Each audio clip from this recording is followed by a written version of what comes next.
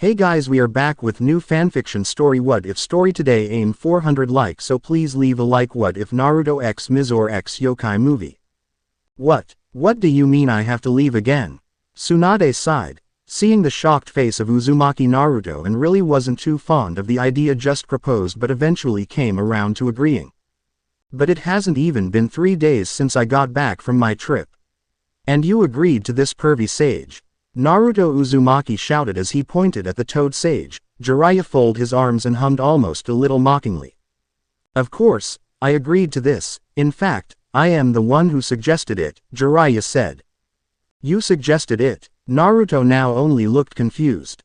He began to take this a lot more seriously as a serious look suddenly appeared on Jiraiya's face. Very rarely was this side of Jiraiya shown to Naruto. Yes, I did. Now give us a chance to actually explain how much the situation has changed with Akatsuki. Akatsuki, Naruto whispered back as Jiraiya turned to the busty cage sitting at her desk. Do you wanna tell him or should I do it?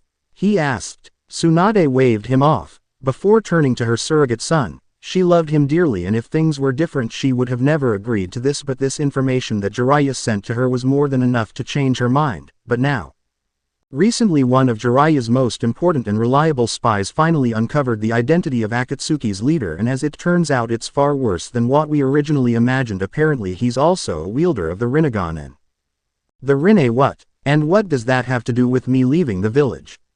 Naruto barked, completely cutting her off. Tsunade now scoffed at the rudeness. I was getting to that, you impatient brat. Tsunade shouted. She took a few deep breaths to calm herself before giving the genin a hardened look.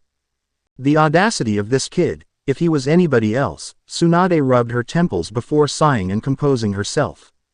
The Rinnegan is a legendary dujutsu, and out of the ones we know of, that being it, the Sharingan and the Byakugan, from what we know it's easily the strongest of the three. Jiraiya and I merely thought it was a myth and nothing more, but that doesn't seem to be the case anymore, Tsunade explained with an evident frown on her face. Jiraiya immediately walked over to his student. The only other person to have the Rinnegan would be the Rakuto Sennin, the founder of all ninjutsu and probably one of the strongest beings to ever walk this planet, or so the legends say. He placed a hand on Naruto's shoulder.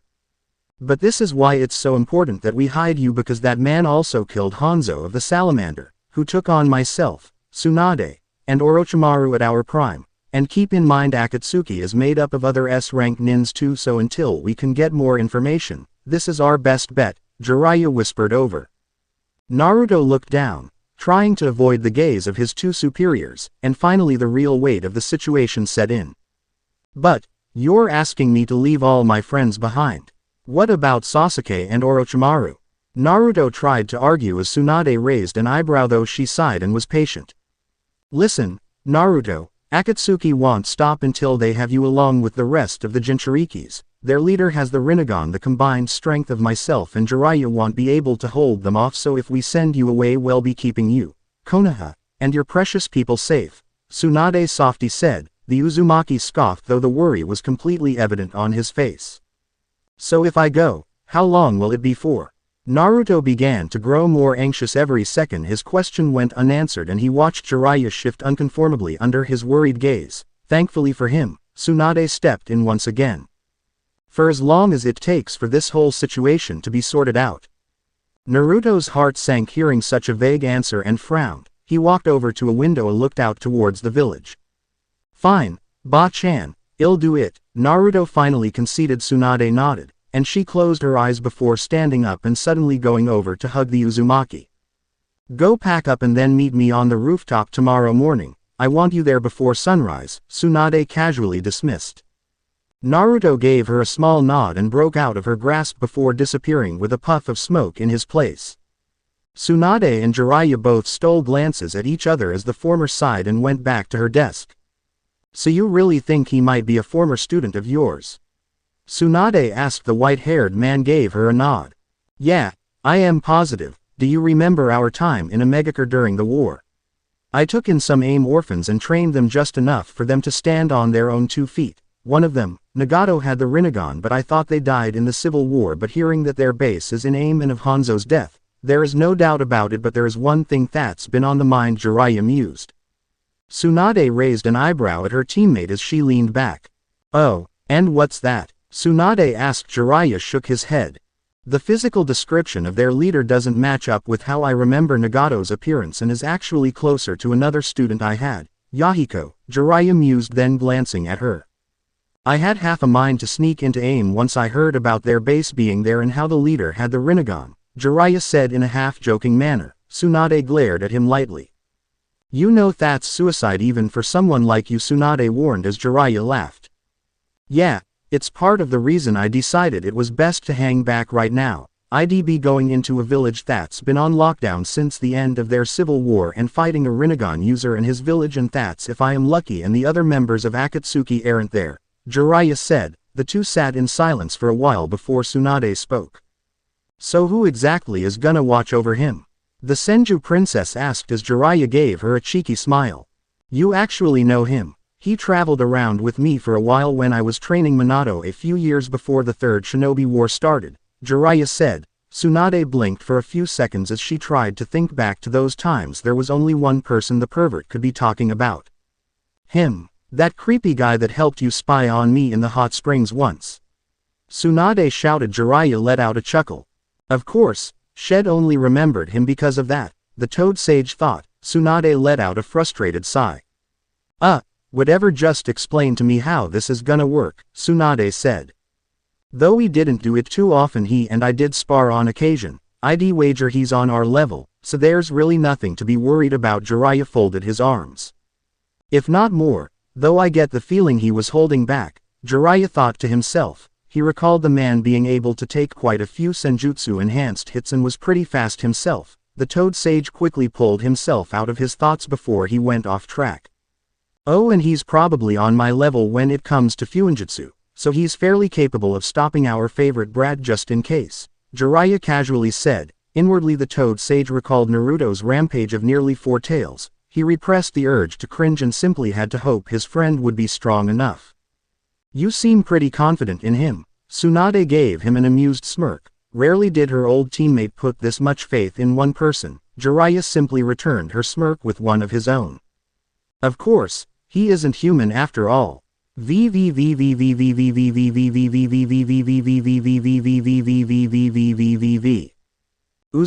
Naruto was now walking through the now mostly empty streets of Konoha. He was trying to look at the bright side of his situation, but honestly, he just couldn't. He was leaving the village after he just got back from a 2-year trip. He didn't even get a chance to see Sakura or Kakashi or any of his friends again, and even worse, this time Naruto didn't even know when he was gonna be back. He really wanted to fight Tsunade on the issue. He still wanted to bring back Sasuke. Stop Akatsuki. Become Hokage. There were things he had to do here after all. The blonde Jinchuriki didn't care if the leader of Akatsuki was as strong as they said he was or had some sage's eyes or whatever. Naruto would train until he couldn't move anymore, so he could face him head on, but if those he cared about could easily get caught in the crossfire and if he wasn't strong enough, Akatsuki could take his biju. Naruto then paused for a second, feeling a sense of dread in him, a group like that with the fox. He shuddered at the idea of their leader and a bunch of S-rank nins having the power of the Kyuubi under their command, so this idea probably was for the best, but Naruto sure as hell was not going to slack off while in hiding and would do everything in his power to get stronger. Kicking open his door, Naruto's eyes burned with determination. He quickly starts packing up as wherever he was going, Naruto was gonna make damn sure his enemies, new and old, would regret getting in his way. What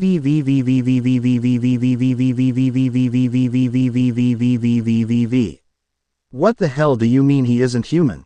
Tsunade asked as she glared at Jiraiya, who kept up his amused smirk and took out a flyer. This better not be a damn joke, you pervert, now start talking. Now, she shouted, throwing a book at him which the Toad Sage dodged with grace, and set down the flyer on her desk. The Senju woman picked up the flyer as her eyes hardened. Yokai Academy, she read out before turning to her old teammate. Are you for real? Tsunade asked barely above a whisper. Jiraiya nearly wanted to laugh seeing her dumbfounded look. It's a pretty long story, but to keep it very short, Mikogami was actually from a parallel dimension where monsters live amongst humans. Trust me, I was just as surprised when I found out. He and I worked together for some time and got to know each other pretty well. He agreed to keep the brat safe, Jiraiya explained. Tsunade was still trying to process everything about monsters and this parallel dimension being real. So werewolves? Tsunade asked. Real, Jiraiya answered with a nod. Witches? Tsunade quickly asked. Real too, Jiraiya once again answered. Vampires? Tsunade fearfully asked. Real, Jiraiya answered as he let out a sigh. Tsunade let out an exhausted laugh before pulling out a sake bottle from her stash under her desk. You know, if Shizune was here she'd be very upset with you, Jiraiya pointed out. Well, tough shit. She isn't, she shot back, and the Senju woman began to glare at the ceiling, pondering on what to do. There is one more thing. He knows about Naruto's heritage. I felt I had a right to tell him due to how close the three of us were when we were traveling, Jiraiya said. Tsunade normally would have scolded the Toad Sage for giving away a village secret like that, but she had far more important things on her mind. I see, Tsunade muttered before drinking from her sake bottle, picking up the flyer again, and looking over it. Those two are really gonna have their work cut out for them, Tsunade thought to herself. Jiraiya looked over at her. I have a feeling you aren't gonna send him on his own though, Jiraiya stated. Tsunade gave him a small smirk. This is Naruto we're talking about. Of course, I am not, she replied before she signaled for her Anbu. Hokage-sama. They all answered as they kneeled to the cage. Tsunade quickly looked over them before she spoke. All of you are dismissed, but Neko, Tsunade motioned as the rest quickly returned to their hiding spots. Take off your mask, Neko, the Senju princess ordered. The Anbu quickly did so. Yuga, I assume you heard everything? Tsunade asked as the purple-haired woman gave a short nod. Yes, Hokage-sama, she replied without any hesitation. Tsunade took a swing from her sake bottle. I am making this a top-secret S-rank mission. Naruto is a magnet for trouble. I am sure you know that all too well given his infamous status in Anbu during his academy days. Anyway, I want Uzumaki Naruto safe and sound during his time in this school. I want monthly reports on his status and grades and anything else that happens in this academy. If any danger comes to him, guard him with your life, Tsunade explained before seeing a worried look flash on Yugao's face. And don't worry about being away from the village and your friends for so long. You'll have your chance to come back here soon. Now go get everything you need, Tsunade finished. Yugao gave a quick salute before leaving her office. Jiraiya was so deep in his own thoughts he didn't even pay attention to the exchange until the very end. And here I thought you were gonna send Kakashi or Tenzo. Why the Anbu woman? He asked. Tsunade smiled slightly. Well, that was the original plan, but after hearing what you said about the creep's sealing skills and Akatsuki, I think Kakashi and Tenzo are more useful here for the village's defense against this pain person. Secondly, I am almost positive Sakura would start asking questions about both her teammate and her sensei suddenly being missing. Tsunade trailed off before glancing at the Toad Sage. Quite frankly, the fewer people that ask about Naruto's whereabouts the better, and finally, I think some time away from the village would do her some good. She apparently lost her lover during the sand and sound invasion and she's been depressed ever since. Though thankfully she's been showing signs of recovery. I still think this is just what she needs, Tsunade said as she got up from her chair and looked over the window. I know what she's going through, and if the brat knocked some sense in me, I am hoping he does the same for her, she finished.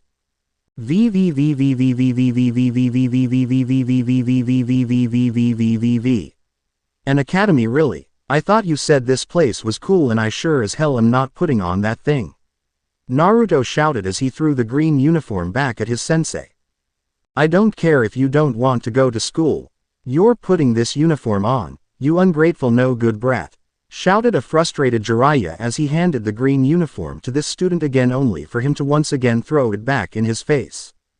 Hell no, Ero Sennin. It's all green and boring. Where the hell is the orange? Naruto shouted. The Toad Sage slammed his fist into his apprentice's head. It's in your ass. Now put this thing on.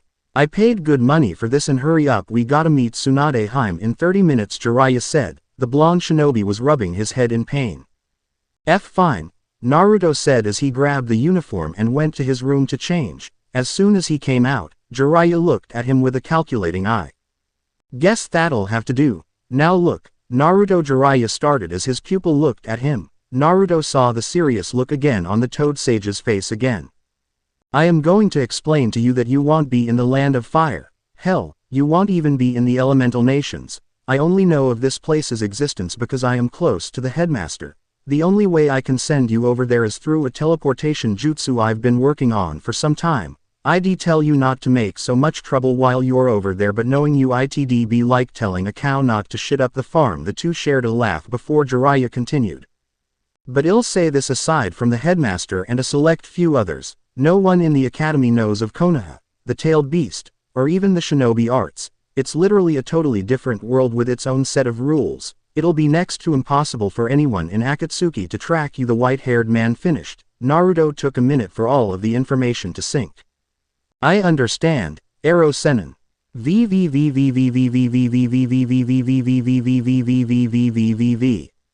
Tell me, Yuga, how do you feel about all of this?" Tsunade asked. The two were on the rooftop of the Hokage tower. Yuga stayed silent for a few seconds before speaking to her cage. "A part of me doesn't want to believe these monsters exist or about this parallel dimension, but Kakashi-senpai once said that a great shinobi looks underneath the underneath. I don't know how I feel about it, but I have my orders from my Hokage and I will follow them no matter what." Yuga stayed at her position, completely ready to start her mission. Tsunade smiled at her as she leaned on the rail. "Ah yes, speaking of your mission, I've decided to add a little something on there," the slug princess said as Yuga raised an eyebrow at her superior. "I want you to enjoy yourself and move past Hayate." Tsunade bluntly got to the point. The purple-haired Anbu stayed silent for a few seconds once again. "Are you trying to say I should try to forget about Hayate?" Yuga questioned with genuine curiosity as Tsunade shook her head at her subordinate. "Of course not. I know what it's like to lose a lover. I lost mine in the Second Shinobi World War. You never forget something like that. I am just saying, by closing yourself off to people, you are only really hurting yourself, and I am sure Hayate would have wanted you to be happy," Tsunade stated. Yuga glanced away as she took in the blonde cage's words. "It'll be fine, Hokage-sama." Tsunade frowned hearing those words and the still blank expression the Anbu's face. After a few minutes, two blurs finally landed on the rooftop with them. Tsunade let out a sigh of relief and Yuga quickly put her Anbu mask on. "Finally we can get this show on the road," Tsunade said. She quickly walked over to Naruto, her eyes moving up and down on his form before they finally rested on his forehead protector. "Sorry brat, but you're in hiding, which means you can't be going around wearing your forehead protector all the time," Tsunade pointed out. Naruto let out a grumble, but he could understand the logic behind it and quickly undid the forehead protector before slipping it in his bag. The shinobi's eyes made their way over to Yuga, who was not far from the two. Ba-chan, why is an Anbu here?" Naruto asked as Tsunade straightened his academy tie. "Well, I decided she's actually gonna be your bodyguard while you're at Yokai. Knowing you, I am sure you're gonna give them a lot of problems," Tsunade answered. Naruto blinked before realizing something. "Yokai, is that the school I am going to?" he asked. The slug princess gave a nod. "What a weird name for a school," Naruto thought to himself before Tsunade pulled him out of his thoughts. "Anyway, her codename is Neko, but since there really is no point having her hide her identity while you two are over there, you can call her Yuga," Tsunade explained. Yuga removed her mask and gave Naruto a short bow. The busty cage turned back to Naruto. "First, I have given Yuga here all of her instructions on who exactly to report to and what to do when you two get there and everything else. 2. I want you to keep in touch with us via messenger toads. And lastly, I want you to have fun and make new friends. Use this place as an opportunity to experience something new. Brat, you'll be somewhere almost no shinobi ever gets to visit." Tsunade softly spoke, giving her surrogate son a hug as Jiraiya walked over to her. "The seals are done. I planted everything just as instructed. It should go off without a problem," he whispered to her. The two broke the hug. "They better be, because if anything goes wrong it's on your head," Tsunade whispered back with a sweet but threatening tone, causing the perverted sage to let out a nervous laugh. All right, you two, stand over here," Jiraiya said as both Naruto and Yuga walked over to the center of the rooftop. The seal began to glow white, and little white particles start to swirl around both Naruto and Yuga. "So pervy sage, why, you said this thing was like a new teleportation jutsu you were working on, right?" Naruto asked as Jiraiya nodded and gave the two a sly smile as he activated the seal. "Yep, And you two have the honor of being my first live test subjects, Jiraiya said as soon as those words left his mouth. Both Yuga and Naruto's eyes widened and they immediately tried to get off the seal's radius, only for the two shinobis to start floating in the air as the white particles start to move around the two more violently. You damn pervert. I'll get you back for th. Naruto's ranting was cut off as the two suddenly disappeared in a white flash. The two Sannin stood there for a brief second before Tsunade broke the silence. He's going to be quite the lady killer over there if he gets his act straight, isn't he? Tsunade mused. Jiraiya let out a small giggle.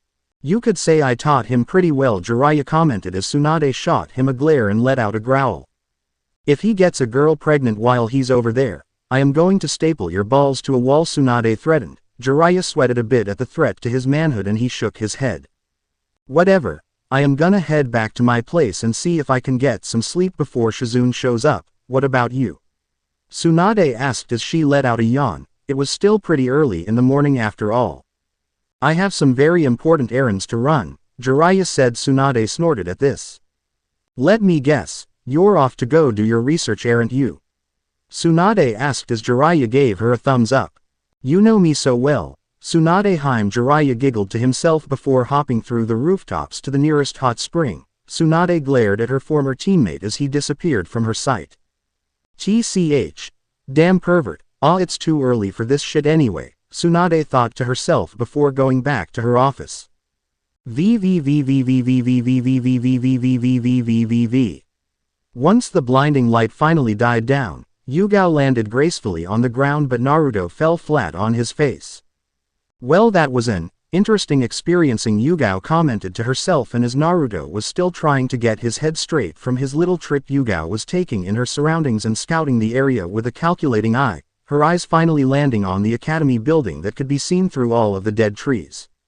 Tsunade-sama said to report him first thing and give him all of the details before anything else, Yuga thought to herself before turning to Naruto and taking out a small scroll.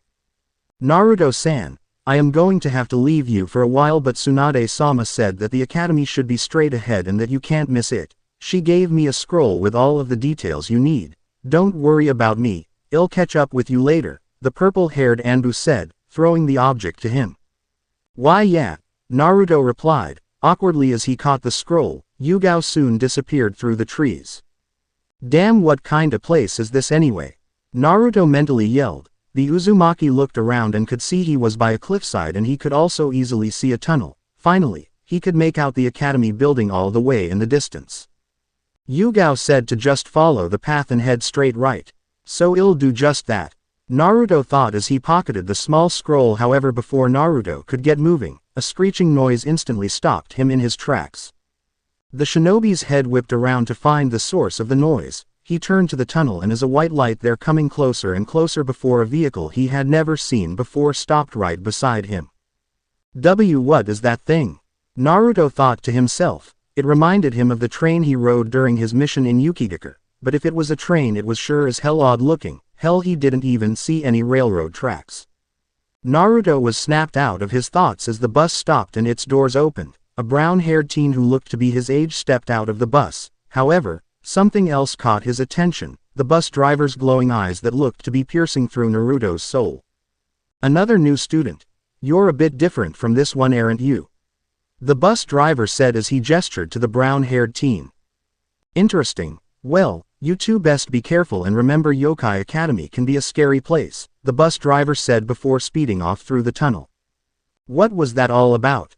Naruto thought before turning his attention to the newcomer, who looked equally confused before turning to Naruto with a friendly smile. Ah, are you attending yokai too? The brown-haired teen asked. Naruto gave him a small nod.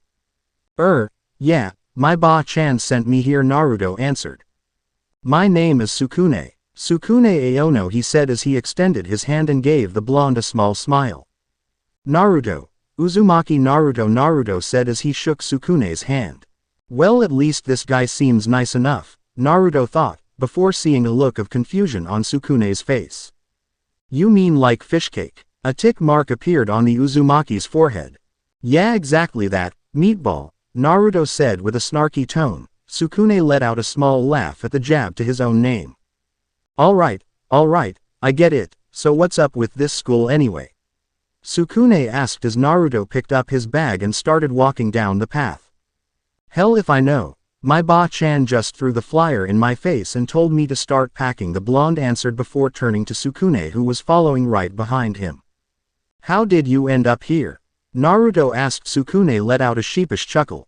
I applied to other schools too but kept flunking the entrance exam. This was the only place that really took me in, so I decided to give it a shot, but I never even heard of this school until my dad told me about it, Sukune replied as the two walked in silence for a while before Naruto suddenly stopped and crossed his arms.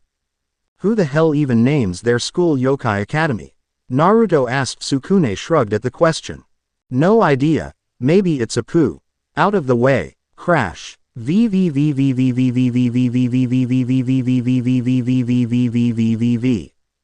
Tenmei Mikogami sat on his desk as he was almost done finalizing everything for the new school year. He sighed as he moved some papers in a nearby file cabinet. Just as he was about to sit down, the headmaster sensed something and froze before realizing what it was.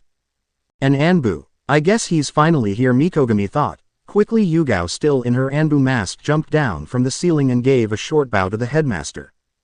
You know, you could have just used the door and not the window, Mikogami said as he gestured to the open window to his right. Yuga placed a scroll on his desk.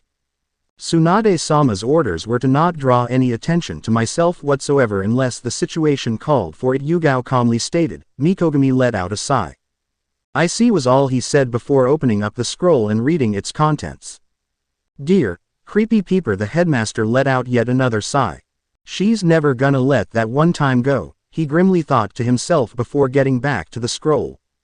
If you got this scroll, then your seal worked, and both Naruto and one of my most trusted shinobis have made it safe and sound. Yuga is under your command for as long as Naruto is here. However, I want to make it clear that she answers me first, then you. It's nothing personal, I am just doing my duty as Hokage. Now with that out of the way, I'll be sending some more stuff through Toads in time. First, I'll be sending as a scroll containing all of the complete details on how Minato's seal works and the fundamentals behind it, just in case you need to reinforce it, though Jiraiya pointed out that he barely understands it himself. Second is a letter to Naruto about his heritage. Whenever you feel ready, you may give it to him. Third are actually a few scrolls and pointers from Jiraiya and his other sensei. They don't want him slacking off while he's over there. That's really it. Now I am warning you now. If Naruto is harmed in any way, it's on your head. I don't care if you're one of those dark lords the pervert told me about, I will tear you apart if he's hurt in any way. The brat is like a son to me, you do well to remember that. Senju Tsunade. That woman is still as scary as ever, Mikogami thought, vaguely recalling his brief encounter with her before looking at the Anbu in front of him. I'll give you a copy of Uzumaki's class schedule and the key to his dorm room. I would give you your own dorm, but we have a bit of a shortage of living space and I wasn't expecting another person, so I hope you don't mind, the headmaster explained as he handed her a small key and a paper.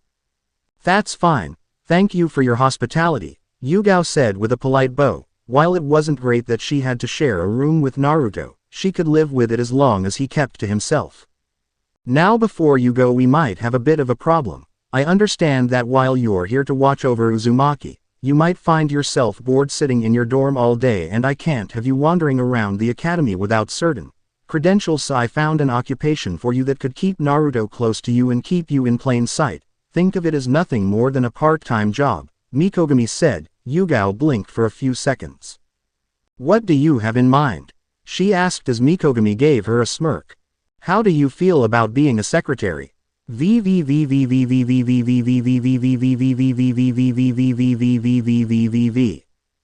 blonde whiskered teen now walked through the academy hallways with his new human friend by his side, lost in his own thoughts as he did so. Something is definitely off about this place, but what is it exactly? Naruto thought to himself as he sat at his desk. He replayed the events of this morning in his head. Damn, she's hot. Is she single? You think she'd give me her number? Sukune-kun. Naruto-kun. You two have this homeroom too? A pink-haired beauty said as she quickly took her seat next to them.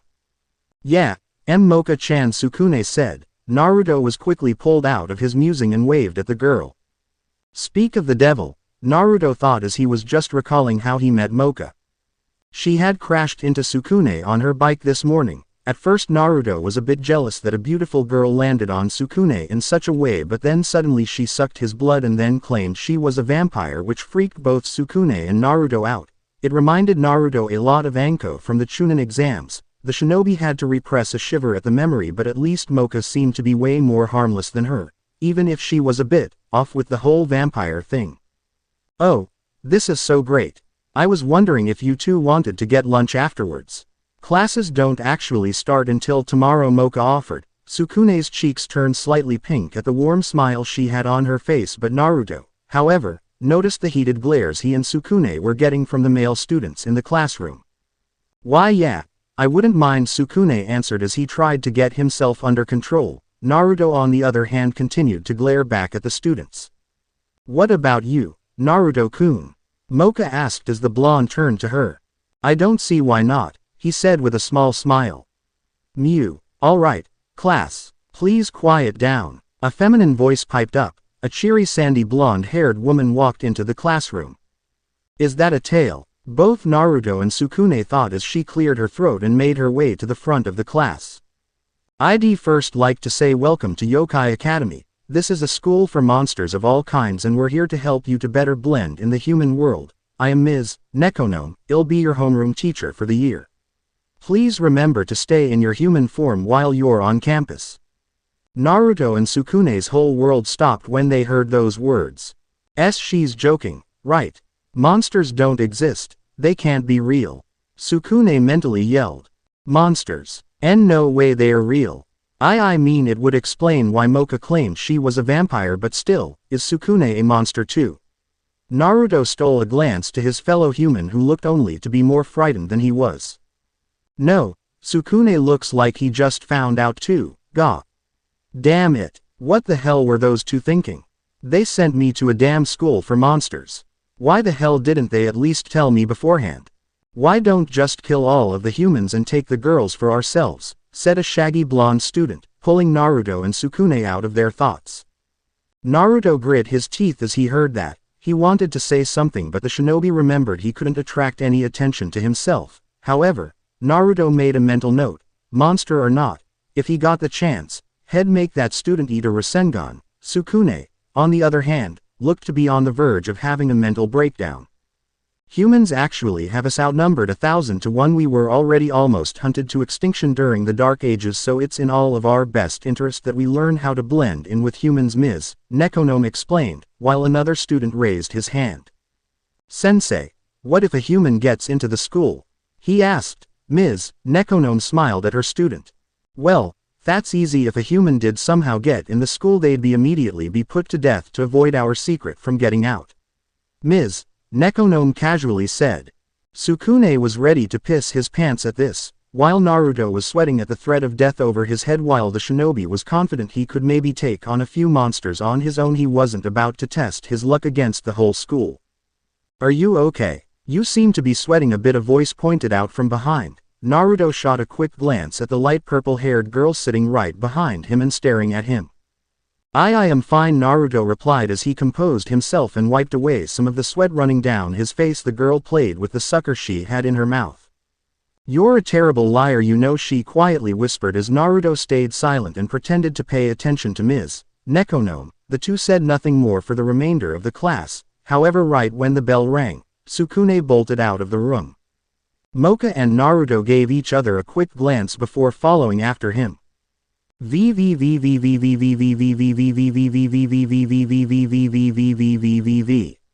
Sukune was now speed walking down the hallway after his homeroom class. He did his best to avoid any contact with the other students. In his mind he just couldn't process everything he learned this morning. Monsters were real. He became friends with a vampire and whatever Naruto was, and now the threat of death was hanging over his head if he was found out. They're serious, aren't they?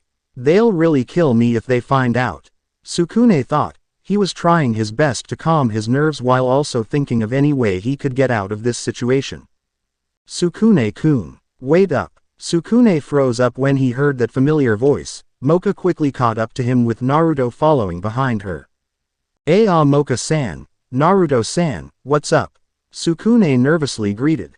Sukune-kun, you just walked out of the classroom. I thought we were all going to get some lunch after this. Moka said as she gave the human boy a cute pout. Aye. Yo, you see, Sukune tried to come up with an excuse as Naruto got behind the stuttering human. Nay, Moka, you go on ahead, Sukune and I need a minute to ourselves, we'll catch up with you, Naruto said. He placed a hand on Sukune's shoulder. Moka shot her eyes over to her blonde friend. You promise? Moka asked as Naruto gave her a thumbs up. Promise. Naruto smiled at the pink-haired vampire. Moka took one last look at Sukune before she sighed and made her way to the cafeteria alone. As soon as she was out of sight, the shinobi turned to the human. Just take it easy, Sukune, and walk with me. I promise nothing is gonna happen, Naruto whispered. This put Sukune a bit more at ease, but he nonetheless followed Naruto out of the hallway. It wasn't like he had much of a choice.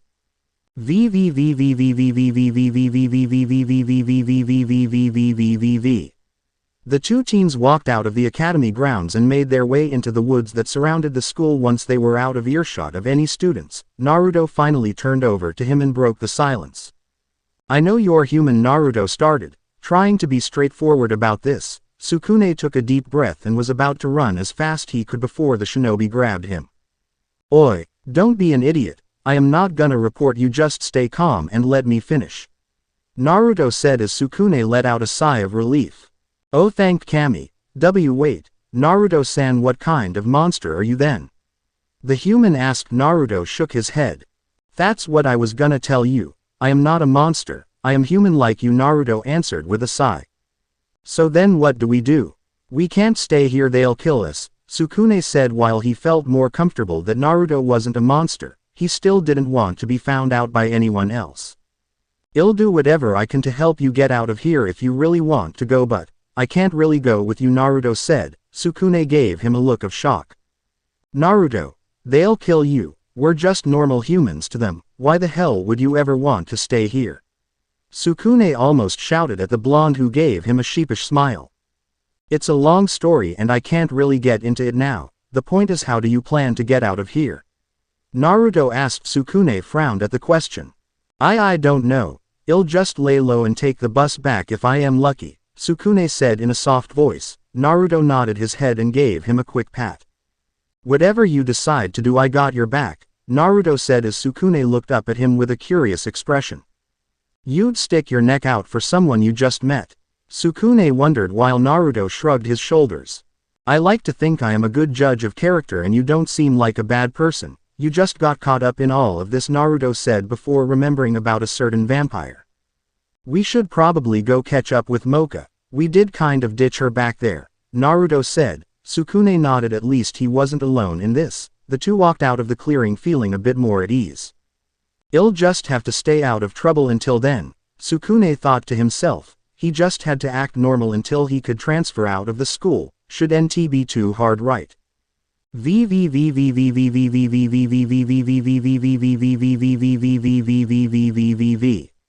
It didn't take long for Naruto and Sukune to find the cafeteria. The two quickly surveyed the area looking for the pink-haired. They eventually found her eating alone at a small table. Moka wanted to distance herself from the wave of students that flooded the cafeteria as she waited for her two new friends to arrive. Oh, Sukune-kun, Naruto-kun, is everything okay? Moka asked with concern in her tone. Sukune gave her a grin and Naruto gave her a nod. Yeah, it was just a bit of a guy problem, Sukune and I had. Don't worry about it, Naruto said with a reassuring smile. Moka still looked a little bit worried but decided it was best not to push it. Moka, how exactly are you a vampire, by the way? Sukune asked. Despite only recently meeting her, he was curious why she didn't seem to look like the vampires he knew about. Moka gave him a sweet smile before pointing to Rosario on her chest. That's because of this. It's a very powerful seal that holds my true form back. If it were to ever fall or break, the scary vampire side of me would come out, Moka explained as Sukune gave her a nod of understanding, but he just couldn't see how such a sweet girl's true form could be something as scary as a vampire. Naruto, on the other hand, looked in curiosity at the Rosario that was sitting on Moka's chest. There was something that had been on Moka's mind for a while though, and it was a question she inevitably had to ask. So what kind of monsters are you two? Moka suddenly asked. Sukune thankfully was at least prepared for this. Sorry, Moka-chan, but we can't exactly give that information out. You know the rules after all, Sukune said as he let out a sheepish laugh. Ah, but you two know my true form. That's not fair and you know it, Moka huffed out. You were the one that told us. We didn't really ask you, Naruto pointed out. Moka turned to him, trying to think of a response. But we're friends. Can I at least get a hint? Moka asked as she stared into Naruto with pleading eyes. Sorry, but Sukune's right. Mock Naruto was cut off as a tall male student approached the group. Moka Akashiya, he asked, making his way to the pink-haired girl and ignoring the other two. May I help you? Moka asked as the student gave her a sinister grin. I was wondering if you'd like to get to know each other. Name's Seizu Komiya. Hot stuff, he answered. Naruto almost immediately recognized this guy as he was the one who made the passing comment about humans in his homeroom class. Well, I am always happy to make new friends. This is Sukune-kun, and Seizu didn't give her a chance to finish. I could care less about those weaklings, Seizu said as he knocked Sukune out of his seat. Immediately as that happened, Naruto stood up from his seat, something the brute noticed as he approached the Uzumaki. Oh, you're feeling a little brave there, Blondie, Seizu said as he grabbed Naruto's academy tie and pulled him closer to where the two were making eye contact. I guess weak monsters like you do need to stick together, Seizu continued to taunt. Naruto glared at him. Remember what Ba-chan said? Naruto thought as he weighed his options. Resolving this peacefully was almost out of the question. It wasn't like Naruto was going to let this go, and Seizu was even less likely to walk away now. People like Seizu only responded to one thing. This kid is so screwed, a student muttered from the crowd. What the hell is he thinking trying to fight someone like Seizu? Kid has a death wish. Seeing the small crowd and hearing those comments only made Moka even more nervous. She helped Sukune get back on his feet and turned her attention to Naruto and Seizu. Come on. I'll show Moka what a real man looks like, and maybe he'll be feeling a little generous and let you watch, Seizu said. Naruto grit his teeth and clenched his fist. A small crowd of students soon surrounded them. Most of the newer students heard rumors about Seizu and how he was transferred to yokai due to some incidents he had with some of the female students in the human world. Alright, to hell with any consequences, Naruto mentally yelled. Naruto delivered a strong right hook to Seizu's stomach. It was so quick almost no one saw it coming, and it knocked the wind out of the shaggy-haired student. Seizu fell on one knee as he tried to catch his breath from the unexpected blow to his abdomen. The Uzumaki wasn't going to give him a chance to recover as he kneed him in the face. The crowd fell silent. Most of the students were just shocked at what had occurred. Before the situation could get any worse, Moka quickly grabbed Naruto's arm and ran from the scene with Sukune in tow, as the human sure as hell did not want to deal with a piss-off Seizu. Naruto looked back at the scene to see a bunch of students surrounding the downed form of Seizu. He didn't know if he actually knocked him out, but Naruto made sure as hell to put a good amount of strength into those blows. I can't believe he actually did that. What the hell was he actually thinking? Sukune mentally yelled. He just saw his blonde human friend attack an actual monster.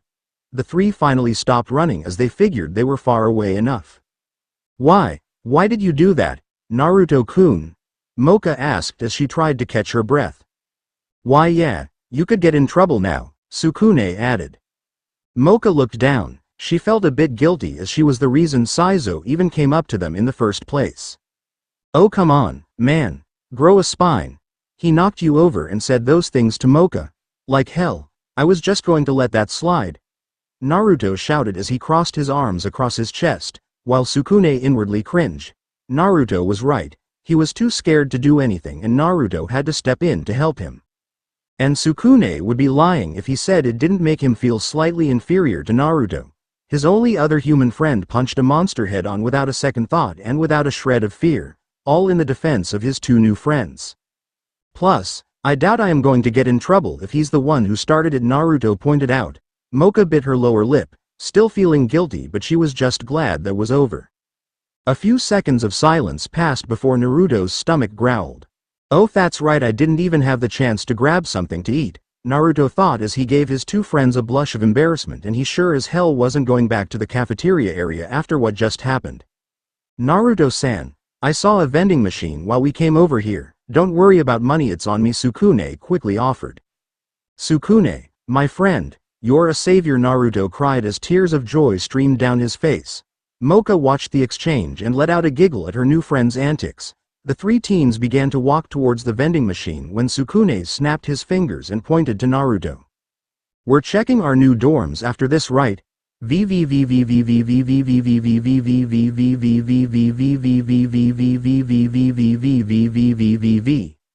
It should be this one," Naruto thought as he looked at the door leading to his new dorm. It wasn't much, but at least it was on the top floor. Moka and Sukune had parted ways with him once lunch was over and the rest of the students were told to head to their new dorms, and after getting lost a while, Naruto finally managed to find his new living space. Opening the door, Naruto let out a yawn. This morning had been quite the ride for the Jinchuriki, coming to a new world, finding out this school was for monsters, almost getting into a fight with one of the monsters. It was pretty mentally exhausting for Naruto, and unfortunately for Naruto he wasn't going to be living alone as Yuga was in the kitchen, trying to cook something and completely ignoring Naruto's presence. Yugao's hair was tied into a ponytail as she wore a black apron. The Anbu woman was making dinner for the two and trying out a new recipe from a book Mikagami gave her. It surprised her just how many dishes there were in this dimension, but she caught on quickly. Naruto was about to make his way to the bedroom before he heard Yugao's voice. "I would appreciate it if you didn't go into my room, Uzumaki," Yuga said as her voice echoed through the dorm. But there is only one room?" Naruto pointed out. Yuga didn't even turn to him as she was focused on getting this dish right. "I know," Yuga said with a flat tone as Naruto's face turned grim. "And where am I going to sleep?" Naruto asked. Yuga glanced at him before gesturing to the couch in the living room. "But that's not fair." Naruto whined. Yugao's face darkened as she stabbed the cutting plate with the kitchen knife, causing Naruto to take a step back in fear. "I don't care what you think is fair, Uzumaki. I claim the bedroom. You get the couch. I don't like this any more than you do. In fact, I probably like it a lot less, but Tsunade-sama left me in charge, so my word is final here," Yuga stated with a stern tone. Naruto wanted to argue, but given everything had happened today, he just didn't have the energy. "Fine," Naruto grumbled as he plopped down on the couch. After a few more minutes, Yuga finally turned off the stove as the food was done. "If it makes you feel any better, I'll at least cook for the both of us," Yuga said as Naruto sat up on the couch. He was still a bit hungry and was curious to see what kind of food this world had to offer. What exactly is this?" Naruto asked as he poked the food that Yuga had put on his plate. "Stir fry. It's made up of chicken, vegetables, and some sauce the book told me to try out. Just give it a try. I am sure you'll like it," Yuga said. Naruto stared back at his plate. It smelled good. The blonde picked up a fork and took in a mouthful. Almost immediately he picked up more. The food was great. He had definitely tried chicken and vegetables together before, but the sauce held it all together and Naruto was loving it. Now it sure was not going to beat Ichiraku's ramen, but for what it was, Naruto could wholeheartedly say he enjoyed it. After he was done, Yuga had started washing the dishes and Naruto fell back into the couch as he closed his eyes to fall asleep. He was still exhausted and had to deal with school starting tomorrow.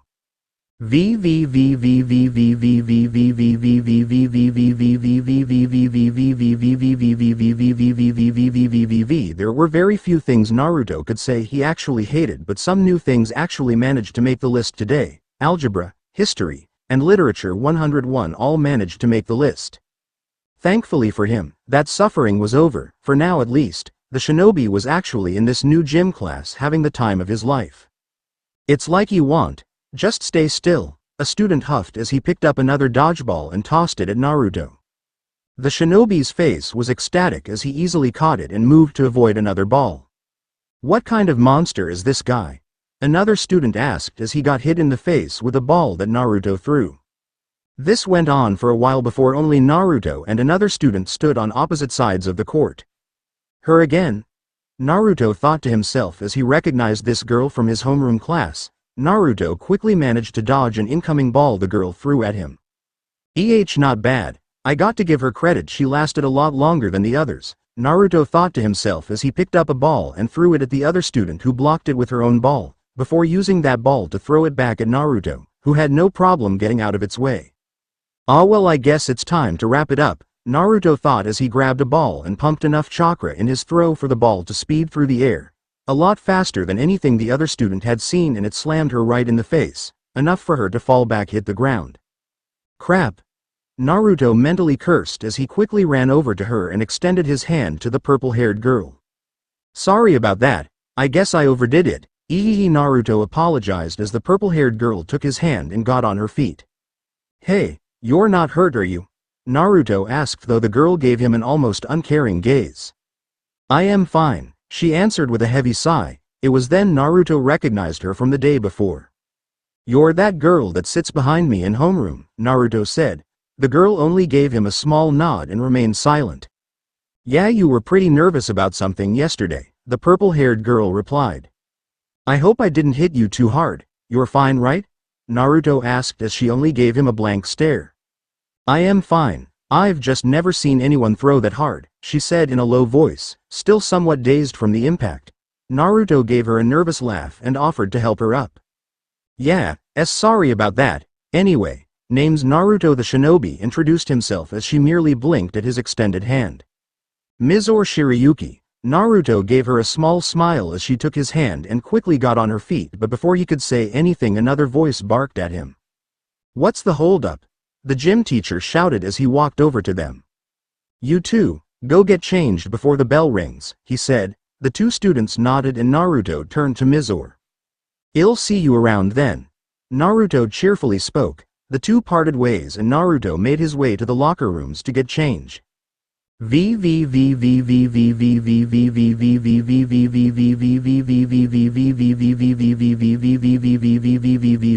the first school day finally over, Sukune had his suitcase in hand as he walked back to the bus station. There were so many conflicting thoughts that plagued his mind at the moment.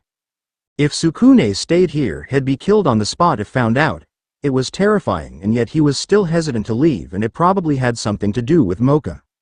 Sukune just couldn't explain it yet, but he really did like being around her. Back in his old school, girls never really looked at him, and Sukune usually saw himself as average in practically everything, so it was pretty nice for Sukune to have the attention of a beautiful girl like Moka. Naruto wasn't too bad of a guy either, but Sukune just still couldn't wrap his head around the fact Naruto was going to stay here, though it wasn't like Sukune was going to be able to change Naruto's mind about it. He was a bit curious why exactly Naruto was going to stay in a place that would put him to death.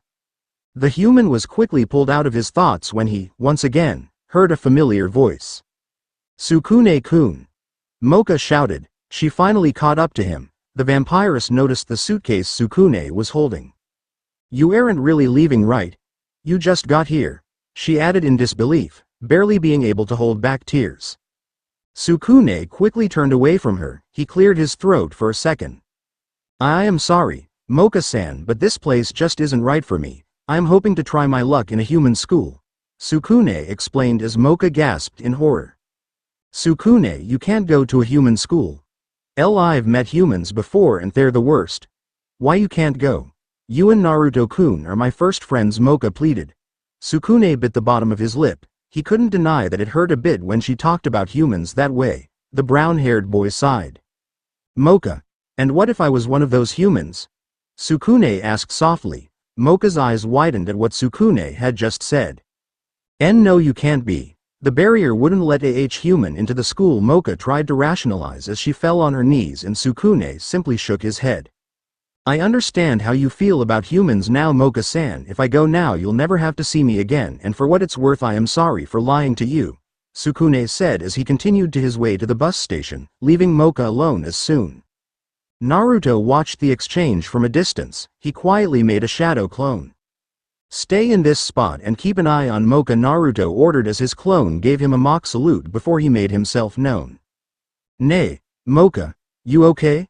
Naruto said as he crouched down to the crying vampiress. Naruto, do you think he's really human? Moka asked. Naruto briefly stayed silent before he spoke. Moka, before I answer that, I want to know, do you hate Sukune, now that you know he could be human? Naruto asked as Moka finally stopped sobbing. I don't know, ever since I was younger, humans have always picked on me for being what I am, but Sukune-kun wasn't like that at all, Moka said, trying to calm herself down. So then what's your answer? Naruto questioned as Moka looked up at him. I don't hate him. How could I? He was one of my first friends, even if he is human, she muttered softly. As soon as those words left her mouth, Naruto stood up and began walking towards the bus stop.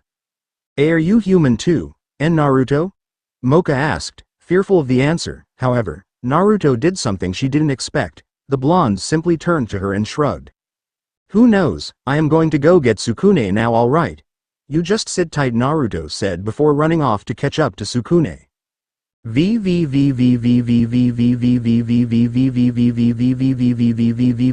Good to see you again so soon, kid. Yokai too scary for you? The bus driver said casually as he let out an unsettling chuckle. Sukune gave the bus driver a nervous laugh. No, I just don't think this isn't really the right school for me. I had other options. I was hoping to try my luck there again, Sukune lied. He tried to avoid eye contact with the bus driver. Oh, is that so? But you were doing just fine yesterday, the bus driver started. The glowing-eyed man took another puff from his cigar. The brown-haired teen stayed silent. Well, the choice is yours at the end of the day, though I suggest you speak to your blonde friend over there first, he said as Sukune turned around to see Naruto approaching them. Naruto. Sukune was interrupted as Naruto beat him to it. I told you I was going to support you with whatever decision you made, man. I want to know, is this what you really want? Naruto asked. Sukune quickly turned away from him. There were still so many conflicting thoughts going in Sukune's mind. I still can't really understand why you're staying here, given what they said they'd do, Sukune said, trying not to look Naruto in eye and avoiding the shinobi's question. The blonde kid isn't your typical human and he's far from weak too, the creepy man suddenly said. Naruto gave the bus driver a curious look, but Sukune froze up. Wait, you know he's human? Sukune asked in a panic, because if he knew of Naruto's humanity then he would also know. Of course, and I know you're human too. I've known since you first stepped inside my bus, the bus driver said as he gave Sukune an eerie grin, who slightly shuddered when he saw it. What do you mean by Naruto isn't a normal human? Sukune softly questioned as the bus driver let out a chuckle. Not really in my place to say. If you stay here you might just find out what he is. The man tempted and used his thumb to point at Naruto. Sukune let out a sigh while Naruto felt slightly uncomfortable at what the bus driver was implying. This place just really isn't for me. Sukune tried to argue. Naruto had a small frown on his face at this. You really think so? Naruto questioned as Sukune shifted slightly. Naruto, you know it's not a good idea for me to stay, he whispered, though Naruto raised an eyebrow. And what about Moka? She really cares about you, Sukune, Naruto pointed out as the human stayed silent for a brief period. She knows the truth, Naruto-san. She probably hates me now. This is for the best. Sukune muttered the last part, but Naruto still was able to hear it. If she did, she wouldn't have been crying so much when I found her and even begged me to convince you to stay, Naruto refuted. Sukune stared at Naruto, trying to detect a lie, but he found none. Sukune couldn't deny that during the short time he spent with Moka he felt truly happy. Sometimes that was quite rare in his life up to this point. I just hope I don't end up regretting this, Sukune thought to himself before turning back to the bus driver. Did you make your choice now, kid? The bus driver asked. Sukune briefly looked over his shoulder before eventually shrugging. Yeah, I think I'll stay, for now at least, Sukune said as the bus driver's eyes glinted. Naruto smiled slightly, but his eyes suddenly widened. Moka's in danger, we need to go now, Naruto said as Sukune looked confused. What do you mean she's in danger? Sukune asked. Naruto gave him a serious look. Just trust me on this, Naruto said before he started sprinting to where he left Moka and his clone with Sukune right behind him.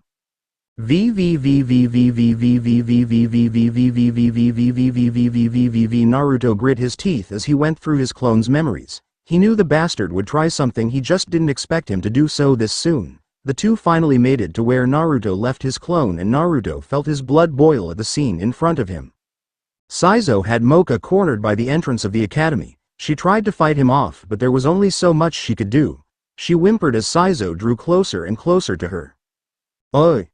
Get the hell away from her, Naruto shouted as Moka's eyes widened at the familiar voice. Naruto-kun, Sukune-kun. You're both here, Moka exclaimed loudly as a smile appeared on her tear-stained face. Like hell, I am going to let you two wimps get in the way of making Moka my woman, Saizo yelled before intensely glaring at Naruto. And you, Blondie? You got a lot of balls to come up to me after the shit you pulled in the cafeteria, he spat as Moka broke free from him and ran over to Sukune. Saizo glanced in Moka's direction but quickly fixed his eyes on the shinobi. Naruto had humiliated him in front of numerous students and Saizo was not going to let that slide. Blondie, I am going to make you wish you never got in my way, Saizo said as his muscles began to expand. It easily looked inhuman to Naruto and Sukune, the latter who unconsciously took a step back. What's the matter, wimps? Is my true form too much for you? Saizo taunted before turning to Moka with a perverted grin. Sukune-kun, Naruto-kun, this is too much for you too. You need to get out of here now. He's an orc, they're known for their brute strength. Moka shouted. Sukune was looking on in horror at the monster in front of them. They really are real? Naruto's breath hitched and he quickly pushed Sukune out of the way as a fist almost came crashing down on the human. Don't worry, I'll make sure to make this quick so we can get back to our bonding time, Saizo told Moka, licking his lips. Sukune-kun, take off my Rosario please, it's our only chance, Moka pleaded as Sukune tugged at the Rosario, but no matter how much strength he put in, it wouldn't budge. It won't come off, Sukune panted as he pulled with all of his strength, while Naruto and Saizo were staring each other down. Naruto suddenly moved first and punched Saizo in the face, but unlike last time, the orc was able to tank Naruto's punch with ease, much to the blonde's surprise. Saizo grabbed Naruto's arm and tossed him aside. The shinobi was able to land safely on the ground without an issue as he narrowed his eyes at Saizo. Naruto pumped enough chakra for that punch to at least knock out a normal civilian, but the orc didn't even seem to mind the hit too much. I should have known that form would make him a lot more sturdy, Naruto thought before dodging another punch from Saizo and ignoring the shouts he got from Moka and Sukune to get away. Shinobi was trying to think of a way to handle this. Just straight taijutsu wasn't going to cut it for him. I am going to get my ass chewed out about this later, I just know it, Naruto grimly thought. He just needed to be a clear shot on the orc without taking a hit. After a few more seconds, Naruto finally came up with a plan. The shinobi extended his hand as a blue swirling orb appeared. Both Moka and Sukune looked shocked at the display. They had never seen anything like this in their life. Saizo didn't care what it was and kept trying to lay a hit on Naruto. This easily gave Naruto the opening he needed and the shinobi suddenly reappeared behind Saizo. Rasengan. Naruto shouted as he slammed the spiraling sphere into Saizo's back. The orc let out an ear-piercing scream. The pain soon became too much for him and Saizo fell unconscious. I hope that only knocked him out, Naruto thought to himself. The last thing he needed was to accidentally kill a student. Naruto quickly checked Saizo's pulse to check for any vital signs. Thankfully for him, Saizo was alive. Naruto assumed a low-powered Rasengan wouldn't kill the orc, and fortunately for him that theory was correct and Saizo was just out cold. I guess those chakra control exercises with Pervy Sage really paid off, Naruto smiled to himself as Sukune and Moka came up to him. And Naruto, is he? Sukune let the question hang as he pointed to the unmoving form of Saizo.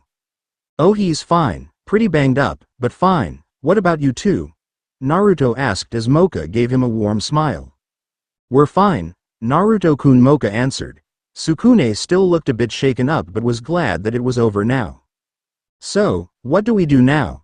Sukune asked as Naruto let out a small yawn and shrugged his shoulders before walking in the direction of his dorm. I am gonna go to take a nap and a warm shower. You two stay safe, Naruto said with a cheerful tone, and he soon made his way to his dorm. The blonde kid isn't your typical human and he's far from weak too. Sukune watched Naruto's retreating form as the bus driver's words echoed in his mind. That small blue orb was able to completely put down Saizo in a quick second, and Sukune had never seen a human move the way Naruto did. It was mind-boggling to Sukune, but at the very least Sukune was glad that Naruto was on his side. Moka's mind was on something similar until her stomach suddenly growled. Sukune-kun, I know this might not be the best time to ask, but, Moka started. Sukune was pulled out of his musing. The human glanced at her as she poked her fingers cutely. I was wondering if I could have some blood? Moka asked.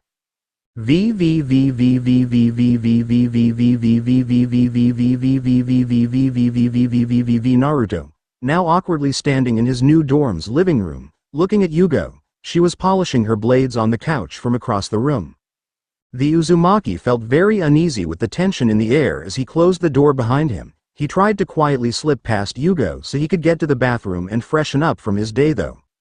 Uzumaki. Yugao's voice rang through the dorm and the shinobi in question froze. Why yes? Naruto stuttered out as he tried not to look her in the eye. You have yet to be in this academy for 2 days and you've already sent a student to the infirmary. Yuga spoke. Naruto paled when he heard this. Who do you think took the student to the infirmary to get his injuries checked after you just left him there? Yuga pointed out as she interrupted the blonde. Naruto stayed silent at this and the purple-haired Anbu let out a sigh. To start, I don't blame you for doing what you did. In fact, it is fairly admirable that you stood up for your friends, Yuga said before she took a deep breath. However, you left quite the mark on him. It'll take a while before he'll be able to attend his classes again. Now, while I couldn't care less about him, the headmaster had to pull a couple of strings to keep all of this under wraps, so next time, if you can avoid it, try not to injure students so much. Yuga finished. Naruto gave her a short nod before a look of confusion crossed his face. Wait, how did you know where we were? Naruto questioned as Yuga gave him a blank stare. It's part of my job to know where you are at all times, Uzumaki. I was about to intervene before you decided to take care of the problem. Yourself, Yuga answered before she made eye contact with Naruto. Well, that aside, your friends are going to be asking questions about the Rasengan since you decided to use it in front of them. How do you plan to answer that? Yuga asked. Naruto pondered the question for a moment.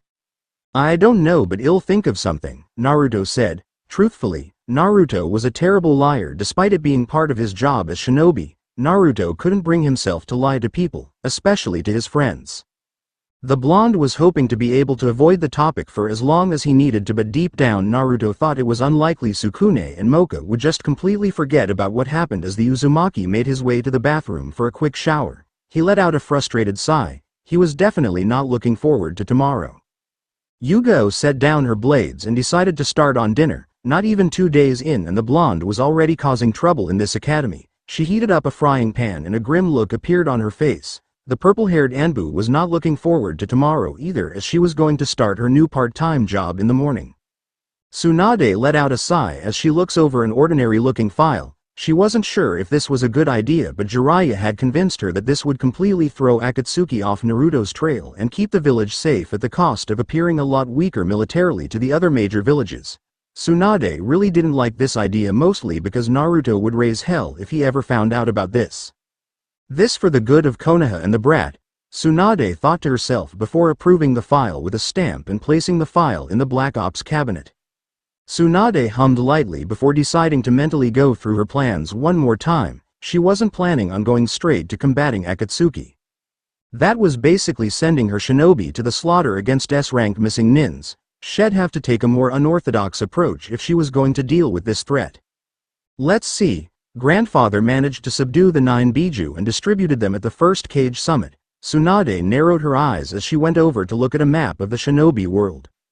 Though the identity of a Jinchuriki was almost always a village secret, she had a vague idea of what Biju belonged to and which village. Leaving the Nanabi in Taki would be like handing it over to Akatsuki at this point. I need to get her here, but without starting a war.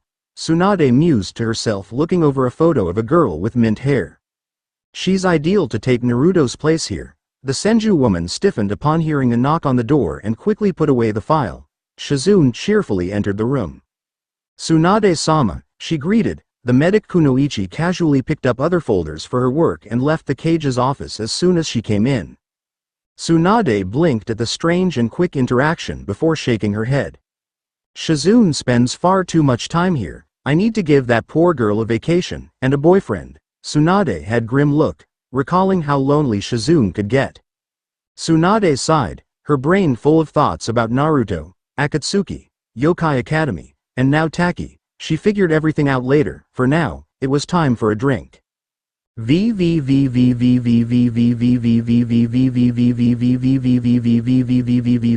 hallways of Yokai Academy, only a few days in, and Moka was already getting used to the whole campus.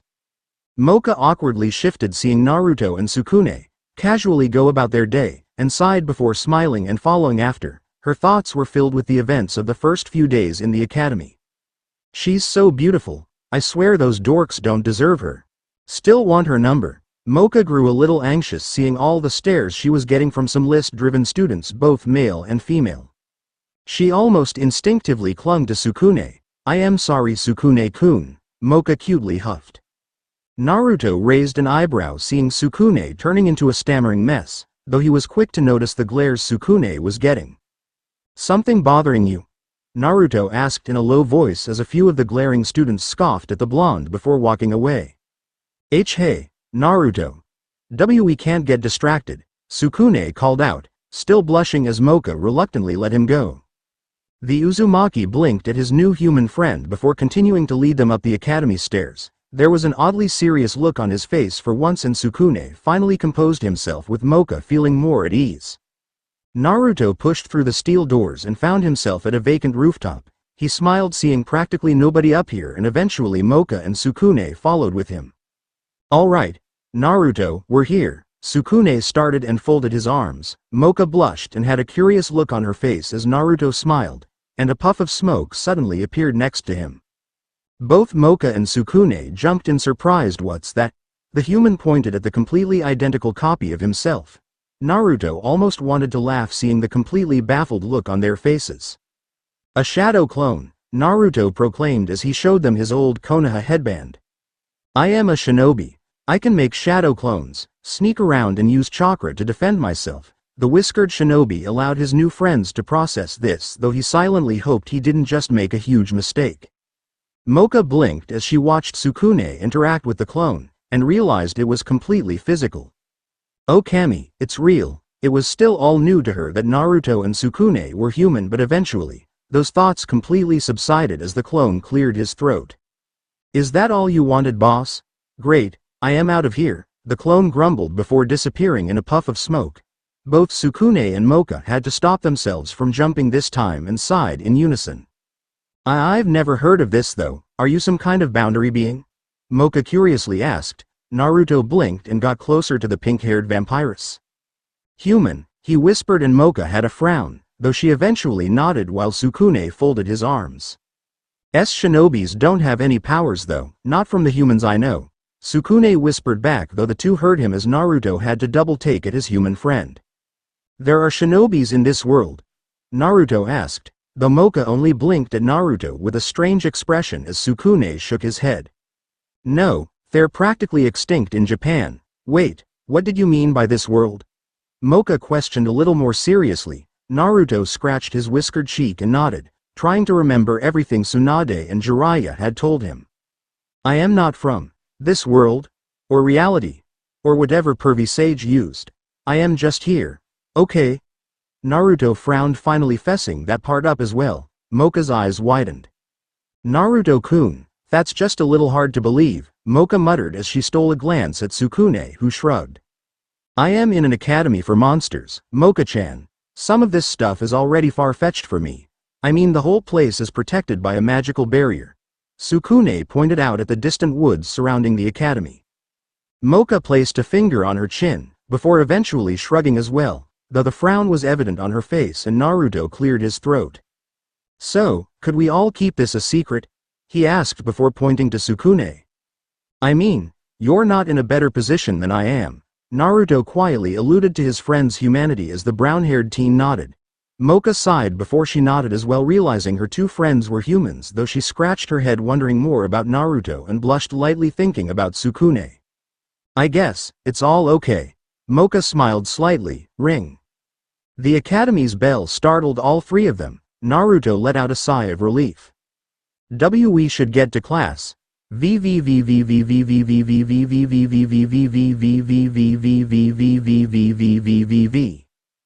you're telling me this world has places way bigger than just villages? Naruto asked with a look of skepticism. Sukune gave him a nod, motioning to his textbook.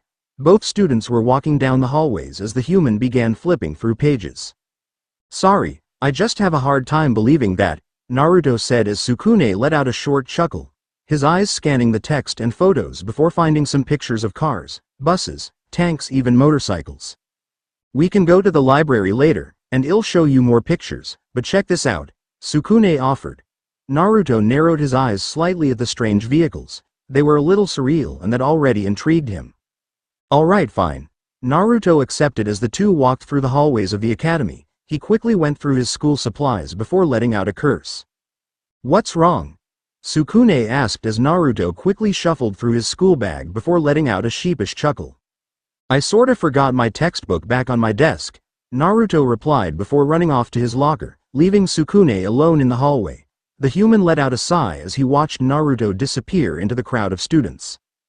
During the short amount of time he got to know Naruto, Sukune could honestly say he was a mess when it came to his classes, but it wasn't like Sukune could really blame him given the things Naruto told him about his village. It wasn't to offend the blonde shinobi or anything, but Konoha sounded very disconnected and behind from the world he knew. To Sukune, it looked like Naruto would have a lot of academic catching up to do.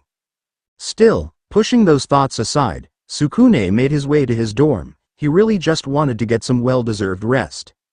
The human's mind soon wandered off to his future in yokai, however, before Sukune could get lost in his own thoughts. "Please. Someone help me." A voice suddenly caught Sukune's attention and it came from outside. The human quickly made his way out of the hallway and looked around. He still couldn't find the source of the voice until his eyes landed on a blue-haired girl that was on the ground. Sukune quickly approached the girl, and once he did, Sukune was able to take in all of her features. The blue-haired girl was quite attractive. "Hey, are you all right?" Sukune asked as the girl held her leg in pain. "I am sorry, I just felt really dizzy and got really scared for a second. I think I need to get to the infirmary. Please could you help me?" the blue-haired girl said. Sukune nodded and extended his hand to help her off the ground. "Of course. It shouldn't be too far from here. Let me help you up," Sukune offered as the blue-haired girl gave him a warm smile. "Thank you so much. My name is Kurumu, by the way," she said. Sukune politely returned her smile, though he soon blinked noticing how familiar she looked. "It's not a problem. I am Sukune. Do we have the same homeroom?" he asked. Kurumu's warm smile suddenly dropped just as the two prepared to make their way to the infirmary. She looked a bit conflicted. "Sukune-san?" the blue-haired beauty muttered as she got the human's attention. Yes, Kurumu-san?" Sukune said. Kurumu smiled, turning to Sukune. "Could you look into my eyes?"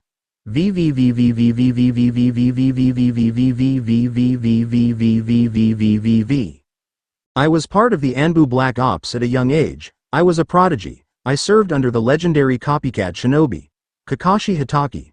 I've assassinated politicians. I've stopped warlords from taking over small towns. I've lied, cheated, stolen and killed all in the name of Konoha, and now where am I? Sorting files in an office because I have to keep an eye on a brat." Yuga let out a mental sigh of frustration as she placed another pile of papers on her desk. "I wonder if this is why Hokage-sama likes to drink so much," Yuga bitterly thought to herself as she looked over her paperwork.